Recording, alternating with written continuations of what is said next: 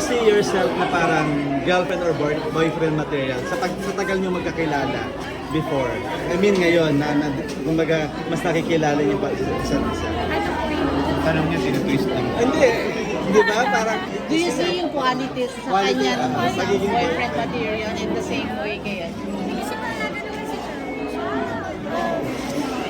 If I would have a boyfriend, I want someone who's caring, gentle, tapos someone who cares for me a lot. Someone I can genuinely connect with. So, I think may qualities naman siya na ganun, but we still need time para malaman namin if we're really a match. Kasi ang hirap nung parang nadadala kami ng mga characters namin. You know, so we want something that is real. Something, you know, parang, di lang naman siguro ko yun, syempre siya din. Like, sabi ko nga sa last na press ko, hindi na kasi bumabata. So, para sa akin, ang relationship ay hindi na laro. So, parang, if I would get into a relationship, I want something long-lasting. You know, parang, talagang Hindi ka rin naman naglalaro, di ba? Hindi ka rin naman naglalaro, di ba? gusto mo ng serious, di ba, Jerome? Ako pa nga nilaro, di ba?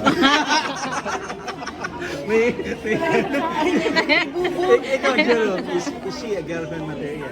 Oh yes, actually hindi girlfriend, wife material. Ay, Wow! ayan na. Bakit? Emotionally, ano siya, intelligent. Nag-care siya about everything. What more kapag sa tao na partner. You know, parang makikita mo sa kanya na wala siyang ibang iisipin kung hindi mapabuti lang yung araw mo. Yun yung importante.